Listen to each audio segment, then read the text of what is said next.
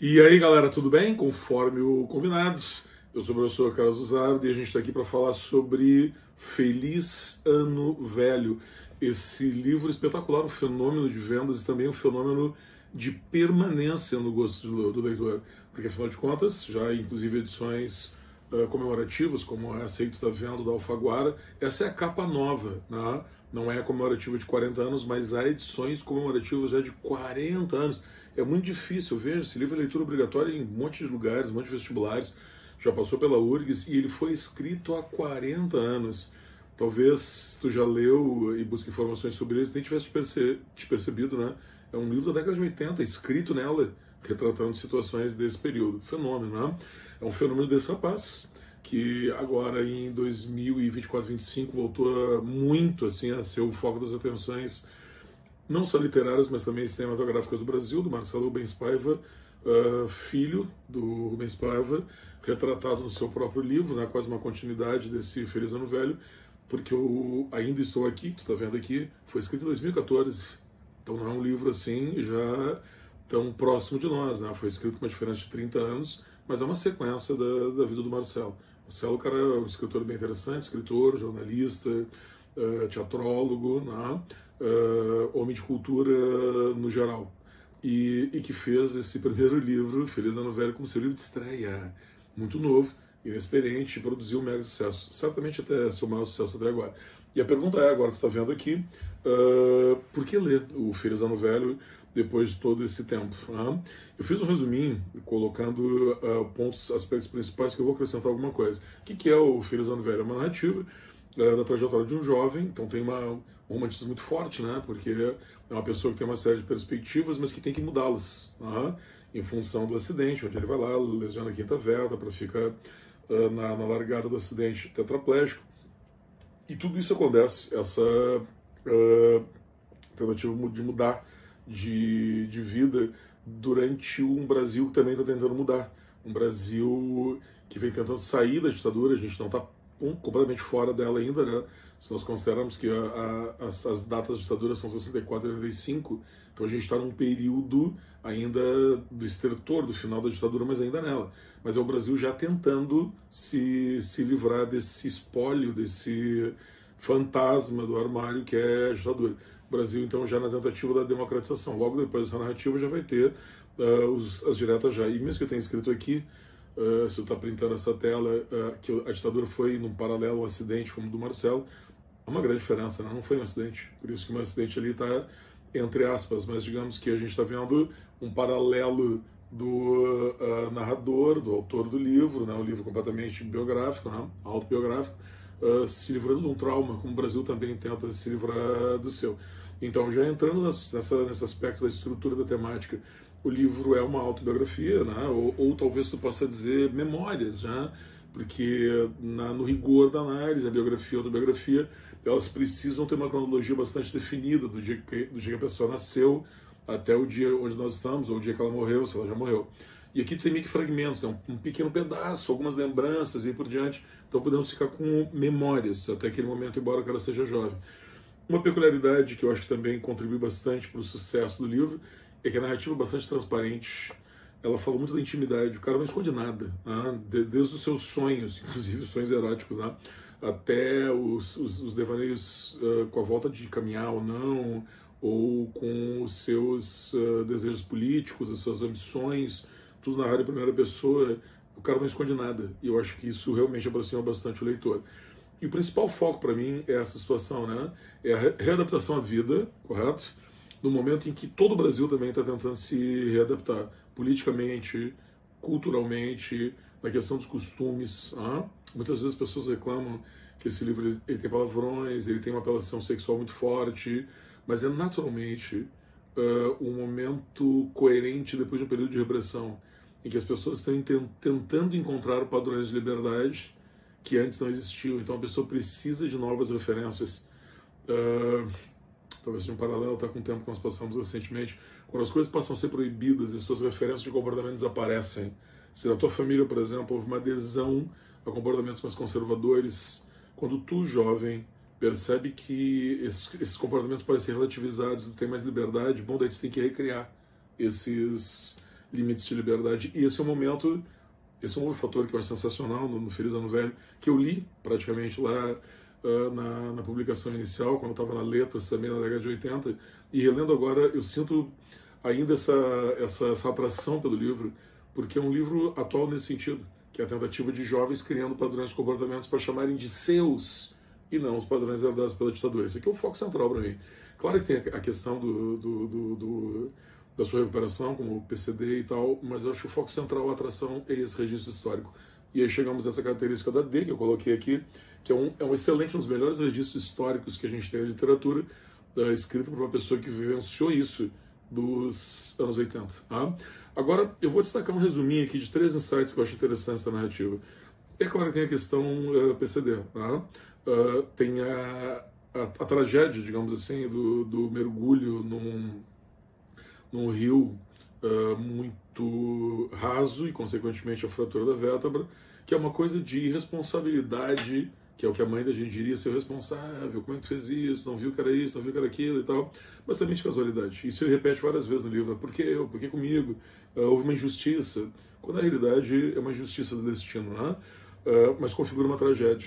Essa tragédia, muitas vezes ele vai associar, o narrador, né, a mágoa de ser uma segunda tragédia na sua vida, porque a principal é a perda do pai.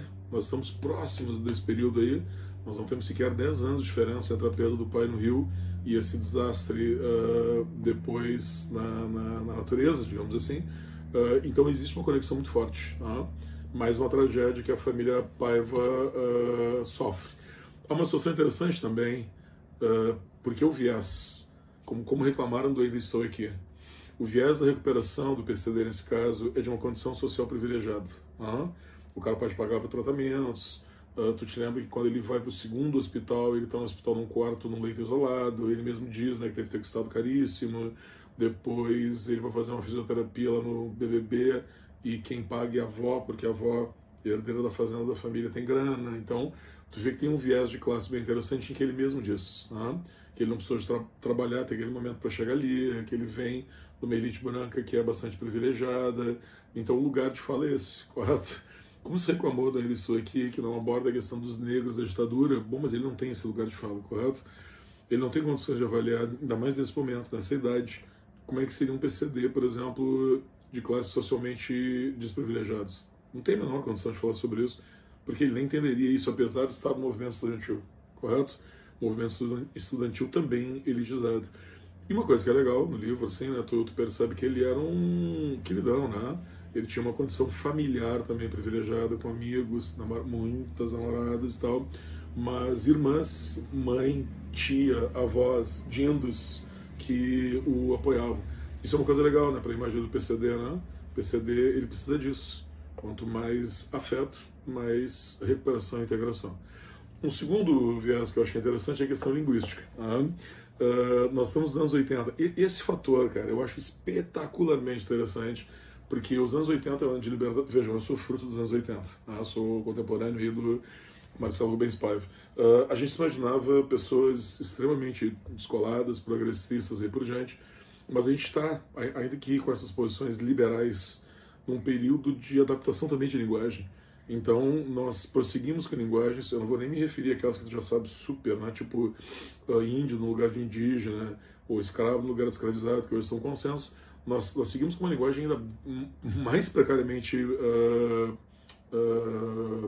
preconceituosa, como, por exemplo, chamar gay de bicho ou de viado, chamar negro de neguinho, entendeu? No sentido pejorativo, chamar mulher de gorda, não respeitar os padrões estéticos pessoais de cada um, e aí por diante. Então tu percebe que na década de 80 começa uma incomodação, um descolamento dessas situações em que a pessoa tem ideias progressistas que ainda não são plenamente expressas na sua linguagem.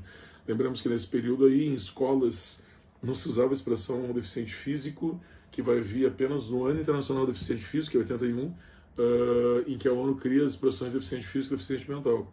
Mas se dizia nas escolas plenamente, naquele momento ali, com naturalidade, tipo aleijado e retardado, correto? Isso não era nem existia essa expressão, essa percepção do politicamente correto. Era a expressão natural das pessoas, mesmo que tu quisesse acolhê-las Eu acho que esse retrato dos anos 80, quando nós pensamos na Constituição de 88, na Constituinte, né, que procurou tornar o mundo mais inclusivo, eu acho esse retrato bastante significativo, porque talvez hoje, com essa inclusão maior, nós não vejamos os problemas que essa década herdou, correto? Das décadas de 60 e 70. Tu tem também um terceiro viés interessante, que é a questão política, que já está ali presente, como eu te falei.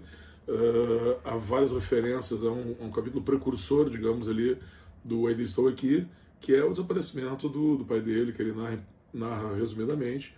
Há também uma emotividade, né, porque a perda do pai foi muito cedo para ele. Ele tem lembranças com o pai, nadando na praia, indo no jogo de futebol, aquelas coisas triviais, mas absolutamente essenciais na relação familiar, né? Aquele cotidiano que a gente ama ter, aquela rotina com a qual a gente gosta de conviver com as pessoas que a gente ama, né? Eu acho essa parte bastante emotiva, se dá um tchan, né? E também, naturalmente, a parte do movimento estudantil que ele já milita, o surgimento do PT está retratado ali, um operário barbudo que vem do ABC, que é o Lula, também aparece como personagem, o Suplicy aparece como personagem. Então tu vê que tu tem um retrato, embora fragmentado, bastante compreensível do que está acontecendo nos anos 80 no Brasil. E esse cara estava na crista da onda vivendo tudo isso. E uma coisa importante, final assim, dos insights, é que eu acho que o maior sucesso do Feliz Ano Novo ainda é isso.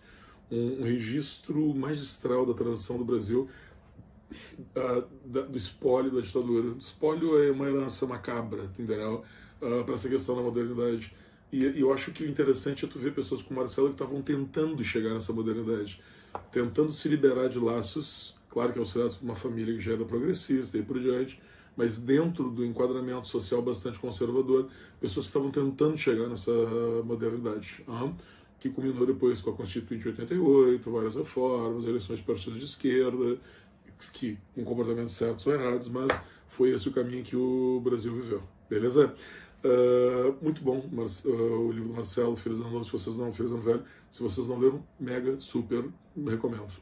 E naturalmente, como conexão, não posso deixar de mencionar o magnífico Ainda Estou Aqui, que é bastante bem representado pelo filme, mas tu sabe, a experiência de linguagem do livro é insubstituível. Espero que tu consiga ler os dois, ou pelo menos agora tu já conhece. Na dúvida me chama, qualquer coisa que tu quiser discutir, se tu não concordar com as opiniões, se não gostou dos livros, de boa, a gente pode conversar.